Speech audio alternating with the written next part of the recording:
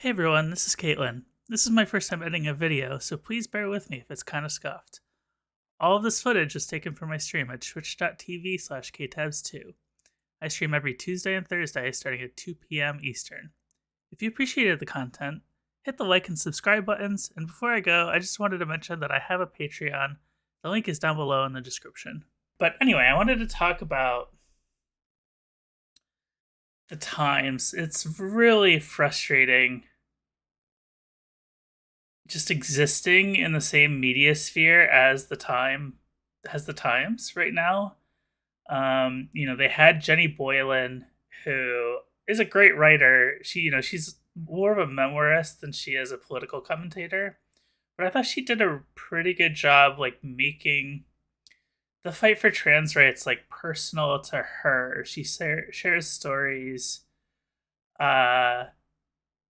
She shared stories that really connected, I think, with the average Times reader. I had some nitpicks along the way. A couple of her articles I thought were misses, but on the whole, I thought she was a pretty good representative to have in the Times. And from what I understand, is they just completely dumped her on her ass late in the year last year. They said, we're not really interested in having you be a contributor for us. She was not like a full-time columnist. She's a college professor, by trade. So she was getting paid very little to write, I think, an every other week column. And they were like, nope, like, we're not really going to have you write for us anymore. And then that same week, they brought in Pamela Paul, who is pretty obviously connected with like online turfdom. Just she's Brett Stevens' ex-wife. She has all of the same views as every other like publicly presenting centrist who's also transphobic. She believes all of the same things. Like, she believes that you can't say the word woman now, which is, I think, just the most ridiculous thing. Like, how are trans people keeping you from like calling yourselves women? Like, I'm trans, and I call myself a woman. Like, I don't understand what your issue is. Doesn't make any sense. But I think like her whole first column was about things that you can't say anymore in kids these days, and their rascally gender dysphoria, whatever. And she's written like a dozen like pseudo, like either outwardly anti-trans or like pseudo anti-trans. Like, she did a whole thing about book banning and how it's bad that the right does it, but the left also does it because like people boycotted J.K. Rowling's book. It's not nearly the same level of comparison, and she just passes it off like it is. It's so frustrating.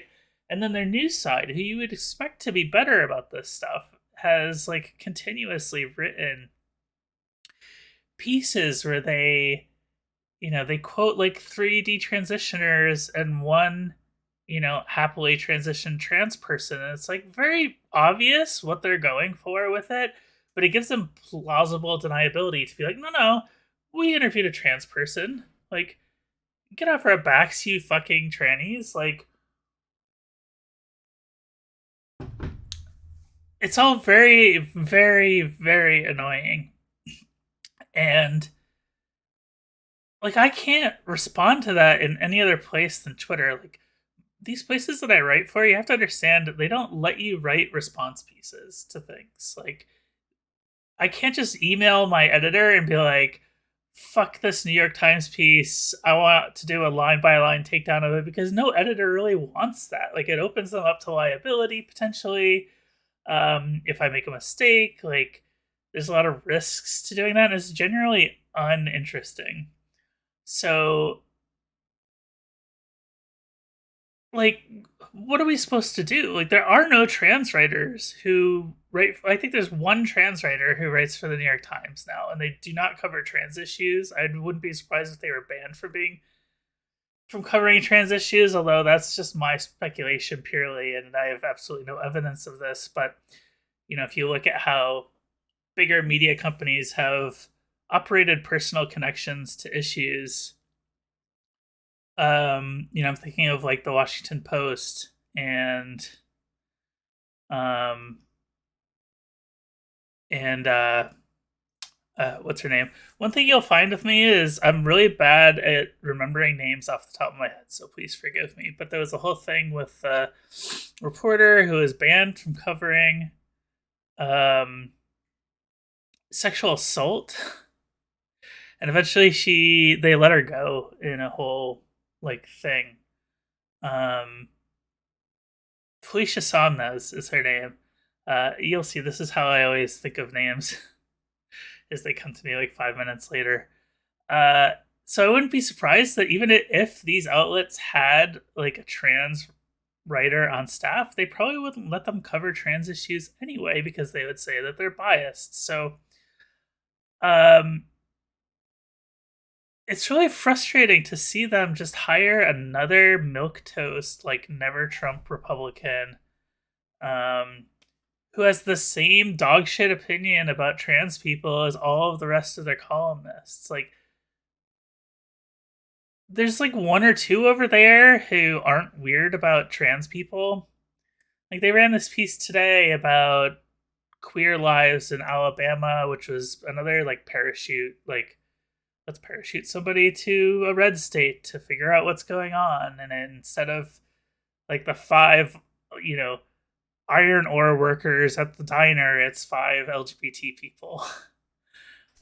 Which is funny because I actually pitched them that story in like 2019, I want to say, and never heard back. I've actually never heard back on a pitch that I made to the New York Times, which is kind of wild to me, and says a lot. And so here they are. They hired David Brooks. I want to point to Parker Malloy's Substack, Read the Present Age. It's readtpa.com.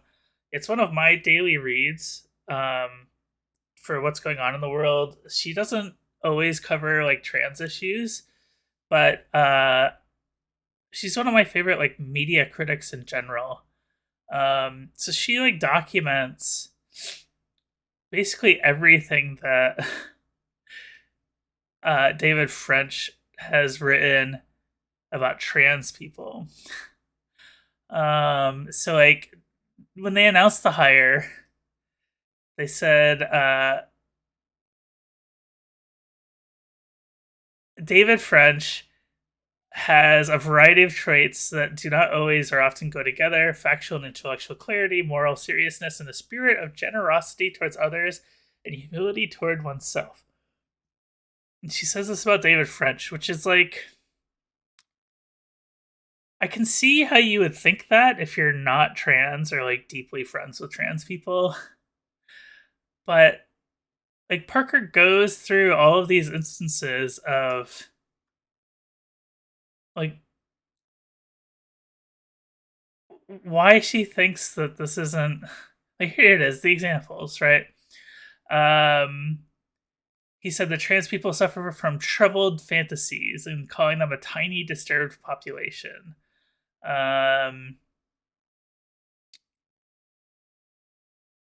There's another one here, a National Review story from 2016. He wrote about a BBC documentary about trans people and the challenges they face in dating. There's quite a few examples you could see in her article, and I don't want to like just rip off her article. So let me get the link here, and I'll put it right in chat.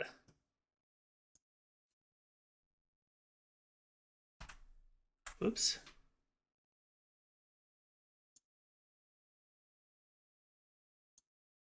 Here's the link to the article so you can read it for yourself. But,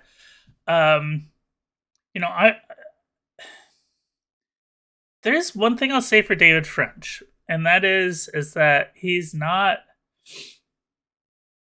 as extreme as some people in his party What is Sam doing? What are you doing? uh, he had a very long and protracted, I think still ongoing dispute with this New York Post columnist, and I can't ever pronounce his name. Sohrab Amani, maybe, where they've been debating like whether drag shows should be allowed to go on. Like, I wrote about this a couple of years ago for The Outline, actually. Rest in peace, The Outline. I loved writing for them because they let me write the sort of pseudo reported opinion pieces that I've always wanted to write about. And I was really sad when they like went belly up. But I wrote about this in like 2000. Again, I think I was 19, where the New York Post columnist, whose name I can't pronounce, like wrote a series of stories where they were like, religious conservatives need to uh, like get rid of democracy and so that we can remake the public sphere in our own image. And his primary example of this was fucking drag queen story hours. And he was like, this is why we need to end democracy, because these drag queens read children's books to children. And this is way before the current panic that we have now with like Chris Rufo, who we'll come back to later because I have some news about him. And David French actually stepped up and was like, yeah, dog, I'm not with you on that. Like, like, that's a little bit much. He's like,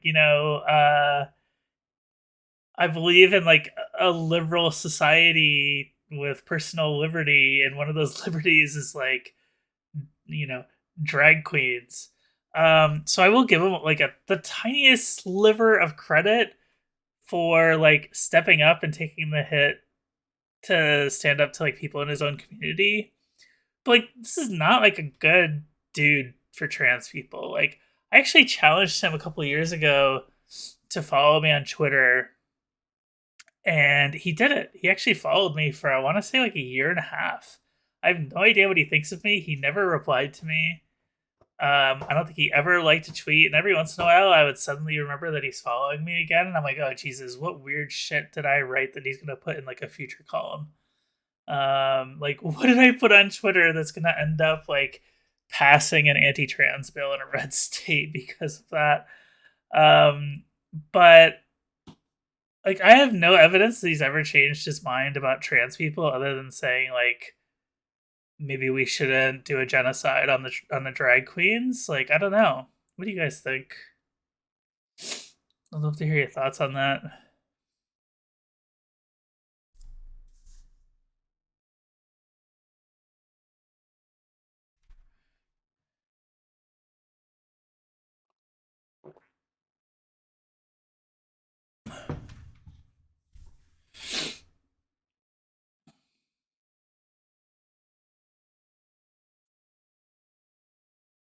Look at that transition. I'm getting the hang of it.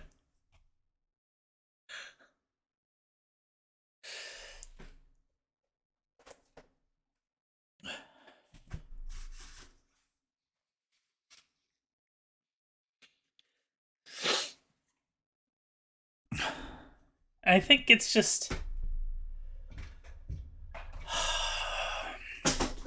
the media industry has changed a lot, even since I've gotten into journalism. So for those of you who don't know, I really started in journalism in 2016. And I started with personal essays in like the smaller feminist journals. Like, does anybody remember The Establishment when that was around? Um, that one was always funny because it was like it got like taken over. It didn't get taken over, but they started working in partnership with Medium, who really ended up screwing them over in the end. and uh, medium commenters are like consistently hilarious. I remember when the one lady who was mad at the establishment started a fight with him. Yes, I was just getting to that. Oh my god! So I wrote a story once for them, and like I think it was the same lady, but like somebody came through and left a comment like the establishment, you're what's wrong with society these days. Like uh you need to like you need to like get Obama out of the presidency, I think, because this is like 2016 when he was still in office and they were, running the election, the fateful Donald Trump Hillary Clinton election. And this lady just went off on everybody. Like every story that we wrote, she'd leave like five comments about how the establishment was wrong and how we should be ashamed of ourselves. And we're all just like laughing to each other in email, like, what do you want us to do? We're like a very small time feminist press, like website, writing about intersectionality and like trans rights in a time when very few people were doing that. Um, but I remember it blew up into a whole thing on Twitter eventually, and I think the lady realized that it was not what she thought it was. But man, that's a deep cut. I can't believe we got to that. But like back then, there was a real appetite for like stories about trans people. Like you have to remember, this is like the bathroom bill days when like nobody knew who a trans person was, and it was a couple of years after the Trans Tipping Point magazine cover. So I got brought in and I started writing a bunch of like personal essays. There was some stuff that I wrote about that was really cringy. I wish I hadn't written it. Um, but nothing we can do about it now. Uh, and then I eventually moved into like harder reporting, and that was really really fun. I think the demand for that has really dried up recently. Like I basically don't do reported pieces anymore because my workload on the opinion side is so high, right? Like it's really hard to come up with two column ideas every week um that are like interesting and like topical. I think the Sam cam just died because I just heard him like eating in the kitchen. But I see that he's like frozen on the camera here. Um but like I don't get many places asking me to go report on trans issues nowadays. Like the Guardian every once in a while, the Guardian US will reach out to me about doing things on the reported side, but maybe it's just me and where my career is. But I don't see a lot of like when I was writing for Vox, I was writing two or three big reported features about trans people and our issues like every month. And I don't see anybody doing that anymore. Like even like Emily St. James, who's their like identity columnist now. I think she's on um family leave right now, but like I don't even think she's writing the same things that I did. Uh you miss my Vox coverage a lot. Oh, I miss writing for them. Like I don't know that I would go back and do it again now because her like my editor there was amazing. Like I would run her through a brick wall for Jessica Machado. But they got rid of her like not long after they got rid of me. They actually cut the whole department and they folded the rest of the writers into other coverage groups. Uh but man, we had a fun thing happening there for a little while. Like I don't know how to explain it. But I don't see other people like writing those types of stories. Like like, am I missing somebody? Is there somebody who's like younger than me who has filled that void? Because maybe I'm just missing it. I don't know. Like, I see a lot of Twitter stuff. Like, I know Aaron Reed does the TikTok stuff, which I refuse to do TikTok. Um, there's a couple of Substackers I think that maybe do that, but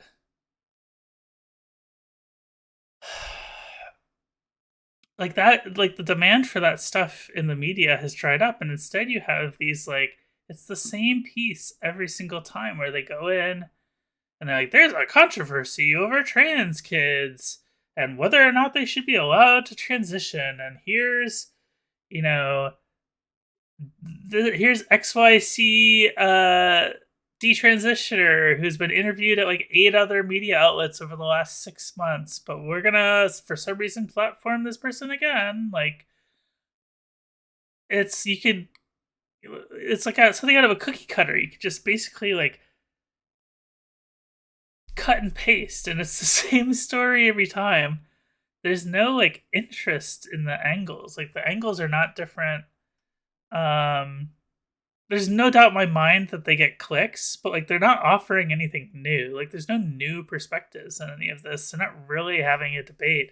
There's no trans reporters really or writers in the whole industry. So there's no debate happening. It's just a lecture. Like, they're writing the same stuff, they're writing the same columns over and over and over again. And it's the New York Times that leads on this, right? Because the New York Times has something like 1,800 journalists that work for them. Like, they set so much of the national agenda and people don't realize it. And they literally have like one trans person in their entire editorial department. Like,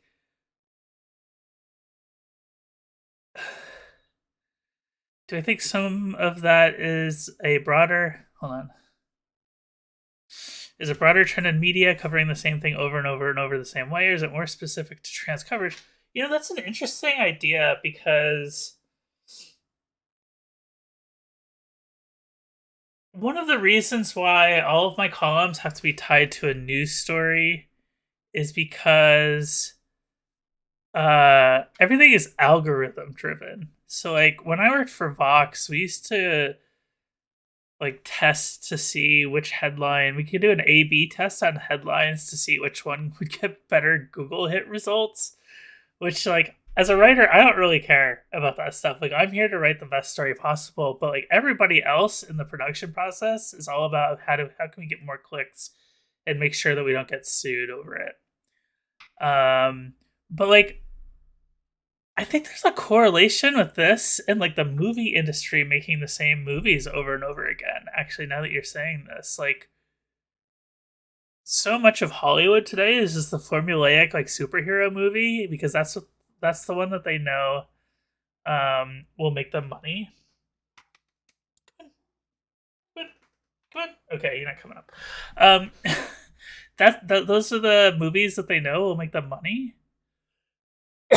So they don't make like those mid-budget, like, well-written stories anymore.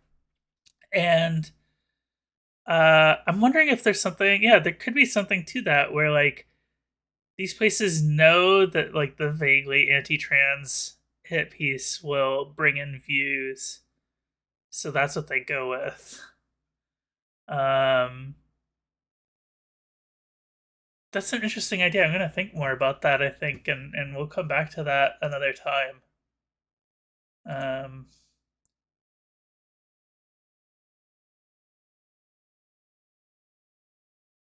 One second. I got distracted by Twitter. I apologize.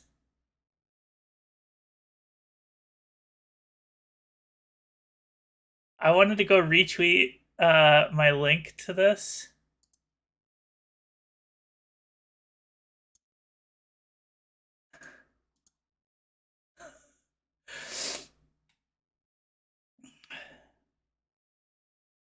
One second. I need to re-promote this.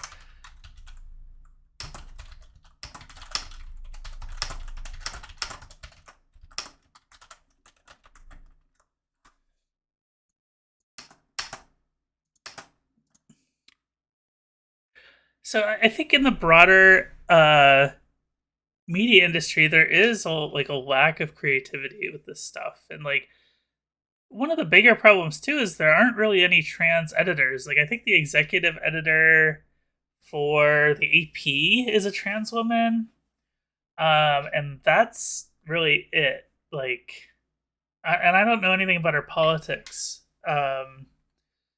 So like I can't really comment on that. But like, there's no decision makers that are trans who might be able to like understand like more interesting angles for these stories. Um, nobody's willing to take creative risks. That's exactly it. Like,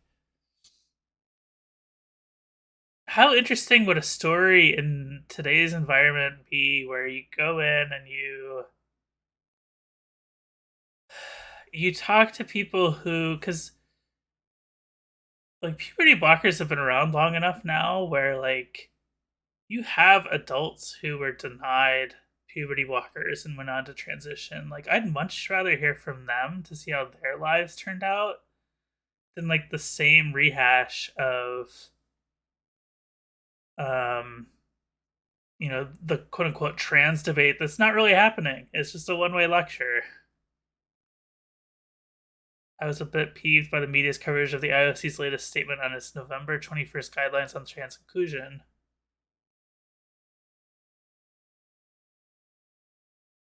Yeah, there's a lot of misunderstanding about that.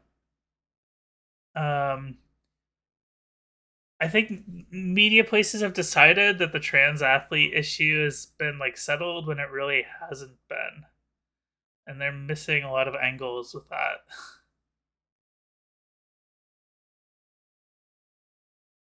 And actually, to bring it full circle, the New York Times just ran a piece.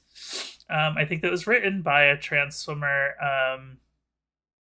Isaac. I forget his last name. He swims for Yale, a trans man who swims on the women's team. But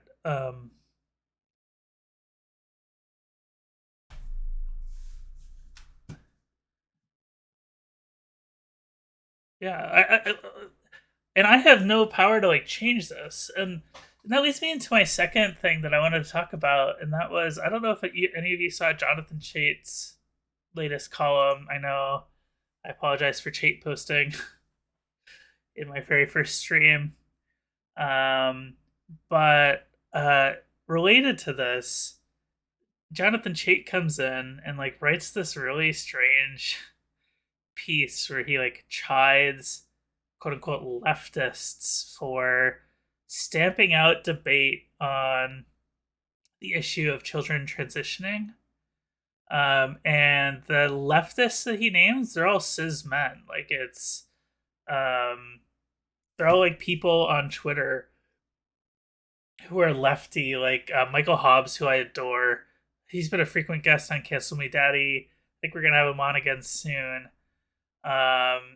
Aaron Huertas, who I don't think is on Twitter much anymore. I think he moved over to Mastodon for most of his posting. And then somebody else whose name escapes me right now, but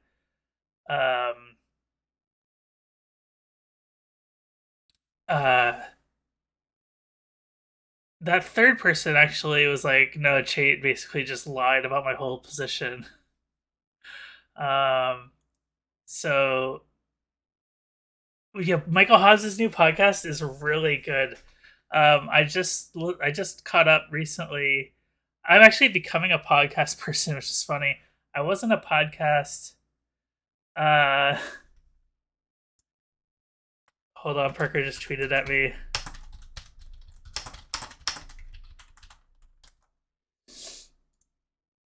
Um, I actually caught up with his podcast with the end of his podcast, but I'm becoming a podcast person because now that I'm back in New England, I have like a several hour drive to pick up my kids and drop them off when I see them for like extended weekends and holidays and things like that.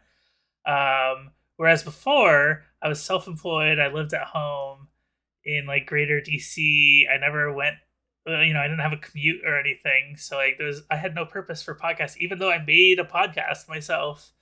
I welcome any and all podcast recommendations, but his new podcast called "If Books Could Kill" is really funny and interesting. Um, and I encourage you to check it out. I might have DM'd him a recommendation, but we'll see if he tackles it at some other time. Waypoint Radio, what's that about?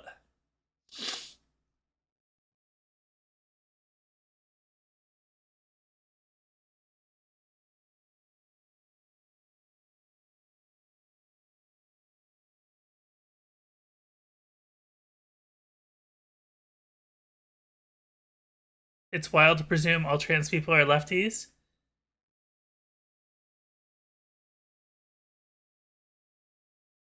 Yeah, it is wild to presume all trans people are lefties. Like, I think that's like you said, a stereotype.